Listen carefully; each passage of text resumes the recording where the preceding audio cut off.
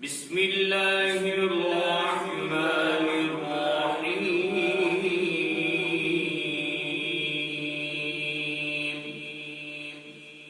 تاریخ اسلام کو پیش کر رہے ہیں محترم سامعین و سامعات، آپ سن رہے ہیں تاریخ اسلام کو، اور اب تک آپ کے سامنے عرب کے 3 طبقات کا ذکر ہو چکا ہے۔ اب عدنانی قبائل اس کے تعلق سے ذکر کر رہے ہیں۔ عدنانی قبائل میں ایاد، ربیعہ اور مزر بہت مشہور قبیلے ہیں۔ ان میں بھی ربیعہ اور مزر بہت ہی زیادہ نامور اور مشہور ہیں۔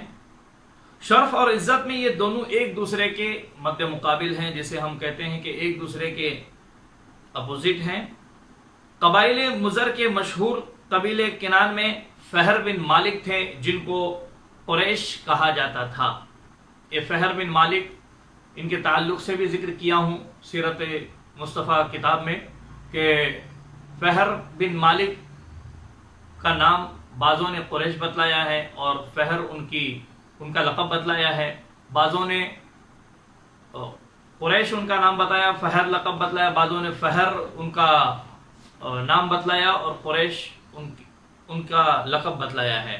بہرحال البتہ انہیں قریش کہا جاتا ہے، لیکن ایک روایت یوں بھی ذکر کی ہے کہ فہر کے والد مالک نے فہر کے علاوہ اور کوئی اولاد نہیں چھوڑی تھی، اس لیے جو فہر سے پیدا ہو اسے قریشی کہا جاتا ہے، اور جو فہر کی اولاد میں سے نہ ہو اسے کنانی کہا جاتا ہے۔ بہرحال وہاں اس کی تفصیل سن لی جائے۔ قریش کی اولاد میں بہت سے قبائل ہوئے، جن میں بنی سہم، بنی تمیم، بنی عدی، بنی عبد الدار، بنی زہرہ، بنی عبد مناف یہ زیادہ مشہور رہے ہیں۔ عبد مناف کے 4 بیٹے تھے: عبد شمس، نوفل، مطلب اور ہاشم۔ ہاشم کی اولاد میں حضور پاک علیہ الصلوۃ والتسلیم، محمد بن عبداللہ بن عبد المطلب بن ہاشم، جیسا کہ نسب نامہ ماقبل میں ذکر ہوا ہے، یہ پیدا ہوئے،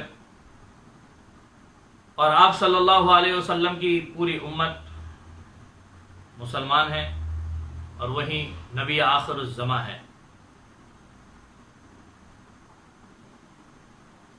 عبد شمس کے بیٹے امیہ تھے، جن کی اولاد بنو امیہ کہلائی جاتی ہے۔ عدنانی قبائل جس زمانے میں خزاعہ سے مغلوب ہو کر اور مکہ چھوڑ کر نکلی تو مختلف مقامات میں پھیل گئی۔ بنی بکر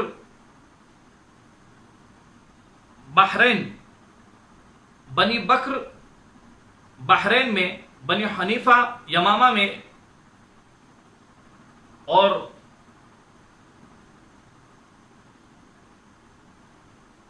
باقی دیگر جو ہیں مختلف مدینے کے گوشوں میں چلے گئے۔ بنی ثقیف طائف میں، اور بنی کنانہ تہامہ میں جا کر پناہ اختیار کرنے لگے اور وہاں رہنے لگے۔ بہرحال مکہ اور اس کے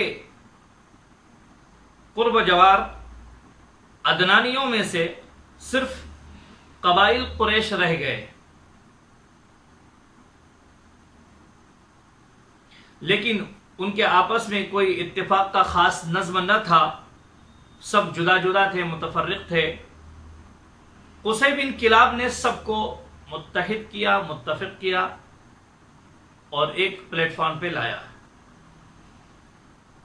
قصی بن کلاب نے، جو 5ویں صدی عیسوی میں تھے، قبائل قریش میں آپس میں اتفاق پیدا کر کے نہ صرف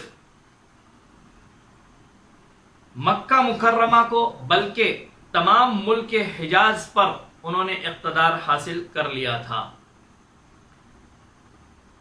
اور خانہ کعبہ کی اصل ذمہ داری اب پھر آل عدنان میں آ گئی تھی۔ قصی نے خانہ کعبہ کی مرمت کی اور اپنے لیے ایک محل بنوایا جس میں ایک بڑا کمرہ جو ہے انہوں نے لوگوں کے مجتمع ہونے کے لیے، جمع ہونے کے لیے، جس میں عرب کے بڑے بڑے سردار جمع ہو جاتے تھے مشورے کے لیے، رکھ لیا تھا اور اس کا نام دار الندوہ رکھا۔ دار الندوہ میں بیٹھ کر قصی بن کلاب حکومت کے کام انجام دیتے تھے اور قریش کے سردار مشورے کے لیے وہیں جمع ہوتے تھے۔ قصی نے یہ بھی تجویز اختیار کی کہ حج کے موقع پر حاجیوں کے لیے 3 دن تک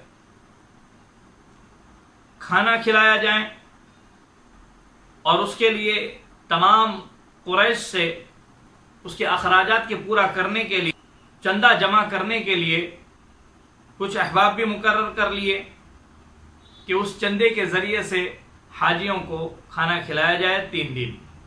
غرض یہ کہ قصی کو مکہ اور حجاز میں دینی اور دنیاوی دونوں قسم کا اقتدار حاصل تھا۔ سن عیسوی 480 میں قصی راہی ملک بقا ہوئے اور ان کا بیٹا عبدالدار اپنے باپ کی جگہ مکہ کا حاکم مانا گیا، مقرر کر دیا گیا۔ عبدالدار کے وفات کے بعد اس کے پوتوں اور اس کے بھائی عبد مناف کے بیٹے عبد شمس کو آب رسانی یعنی کہ پانی پہنچانا، چندہ یا ٹیکس وصولی اور حاجیوں کی میزبانی کا کام سپرد کیا گیا۔ عبدالدار کے پوتوں کو فوجی انتظام، کعبے کی حفاظت اور دار الندوہ کی نگرانی کا کام سپرد کیا گیا۔ چند روز کے بعد عبد مناف کے بیٹے عبد شمس نے اپنے چھوٹے بھائی ہاشم کو اپنی حکومت اور تمام حقوق بھی دے دیے تھے۔ ہاشم اپنی تجارتی اعتبار سے اور دولت اور سخاوت کی وجہ سے اہل مکہ میں بہت ہی ہردل عزیز تھے اور ان کی سخاوت بہت مشہور تھی۔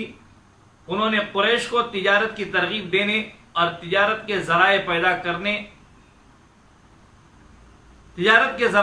کر دینے سے بہت فائدہ پہنچایا تھا۔